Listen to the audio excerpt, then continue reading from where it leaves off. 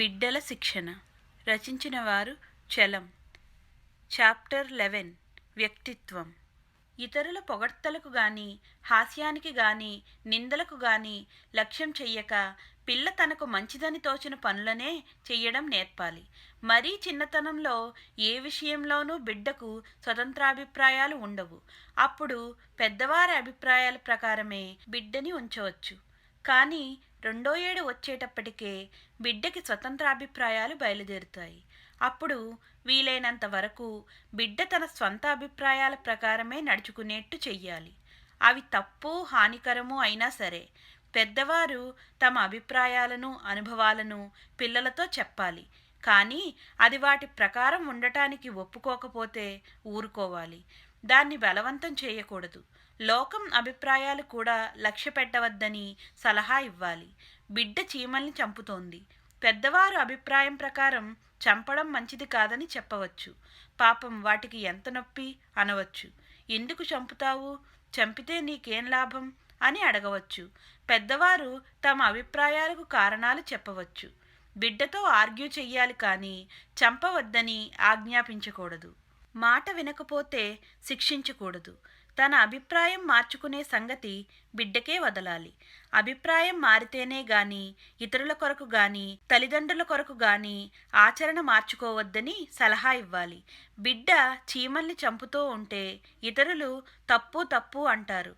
కానీ వాళ్ల మాటల్ని నిర్లక్ష్యం చేసి చంపమని చెప్పాలి. ఇతరులు బిడ్డ జోలికి వస్తే పెద్దవారు అడ్డుపడాలి. ఈ లోపల చీమలు చస్తున్నాయే అంటే చీమల ప్రాణాల మీద ఈ పెద్దవారిని ఎవరన్నా కాపలా పెట్టారా? ఇంకో స్నేహితులు చంపుతూ ఉంటే ఏం చేస్తారు? మత విషయమై నీతి విషయమైనా కూడా ఇంతే.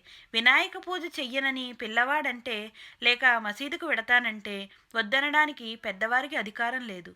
ఇతరుల మాటల ప్రోద్బలం చేత చేస్తున్నా పెద్దవారు తమ వైపు ప్రోత్సహించవలసిందే గాని అడ్డు పెట్టకూడదు. చేసిన కార్యం వల్ల వచ్చే ఫలితాన్ని అనుభవించడమే బిడ్డకి శిక్ష. ఇంట్లోకి వచ్చిన స్నేహితుల్ని అల్లరి చేస్తాడు. వారు పెద్దవారి అతిథులు గనక పిల్లవాడిని తల్లిదండ్రులు ఆటంక పెట్టవచ్చు. వీధిలో మనుషులతో తగులాడతాడు. వాళ్లే తంతారు. సరిపోయింది. వాళ్ళు వచ్చి పెద్దవారితో చెబుతారు. పిల్ల ఏదో తెలియక చేశానంటే సర్దివేయవచ్చు. కావలసి అది సరైన కార్యం అనుకుని చేశానంటే సరే మీ ఇష్టం, దాన్నేమన్నా చెయ్యండి అని ఆ కొత్త వాళ్లతో అనాలి. కానీ కొన్ని విషయాలు ఇట్లా ఆగి ఆలస్యం చేయడానికి వీలుండదు. విషం త్రాగి చూస్తానంటాడు. ఇతరుల తల బద్దలు కొట్టడమో ఇల్లుకి నిప్పంటించడమో చేస్తూ ఉంటే అడ్డుపెట్టి తీరాలి. కానీ వీలైనంత వరకు అతనికి స్వేచ్ఛనివ్వవలసిందే. బిడ్డ తండ్రి మాట వినక ఏదన్నా పని చేస్తే నీ పట్టు గెలుస్తుందో నా పట్టు గెలుస్తుందో చూద్దాం అనేట్టు చేసి అతని నిశ్చయశక్తిని ధ్వంసం చెయ్య చూడకూడదు. అప్పటికా పని చెయ్యనిచ్చి ఆ పని అలవాటు కాకుండా దానిని మాన్పడానికి వేరే మార్గాలు ఆలోచించాలి. వేరే పనులు కల్పించాలి. బిడ్డ వస్తువులు, అతని అవసరాలు, అతని పనులు అన్నీ దాన్నే నిర్ణయించుకోనియ్యాలి. ఏ విషయమన్నా ఏం చెయ్యాలి అని పెద్దవారిని అడిగితే నువ్వే యోచించుకో అనాలి. తనకి స్వతంత్రం ఉంది కదా అని బిడ్డ ఇతరుల స్వతంత్రానికి అడ్డం రాకూడదు. వచ్చాడా బిడ్డ స్వాతంత్ర్యం ఆ నిమిషానికి తీసేయవచ్చు. పెద్దవారి కాలము, సౌఖ్యము, వారి పనులు వీటిలో జోక్యం కలుగజేసుకుని వారిని ఇబ్బంది పెట్టడానికి బిడ్డకి ఏమాత్రమూ అధికారం లేదు. బుద్ధి తెలిసినప్పటి నుంచి బిడ్డ తనకు వ్యక్తినని, తనకు ఇంట్లో తక్కిన వారి మళ్ళేనే రైట్స్ ఉన్నాయని, కానీ ఇతరుల స్వేచ్ఛని ఆటంకపరచడానికి తనకి రైట్ లేదని తెలుసుకోవాలి. ఇప్పుడు ఏమిటంటే పురుషుడికి సర్వాధికారము, తర్వాత ఎదిగిన కుర్రవాళ్లకి, తర్వాత తల్లికి, చివరికి కూతుళ్ళకి ఈ ప్రకారం తారతమ్యం ఉంటోంది.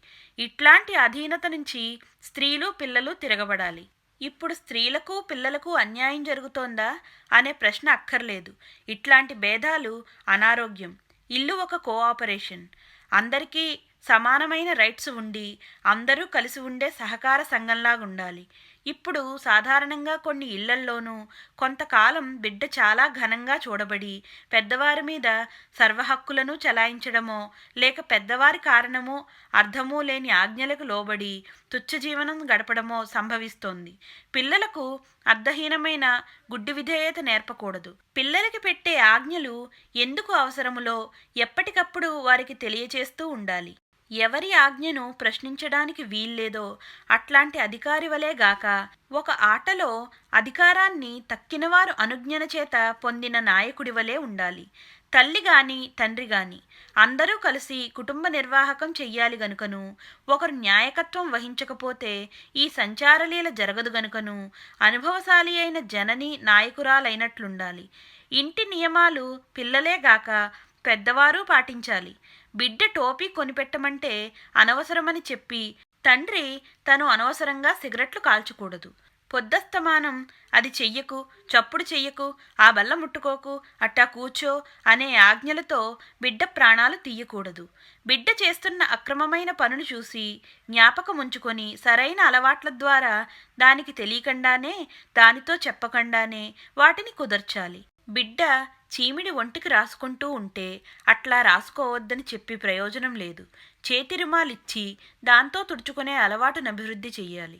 తప్పు ఆజ్ఞ పెట్టినప్పుడు బిడ్డని క్షమాపణ వేడుకోవాలి.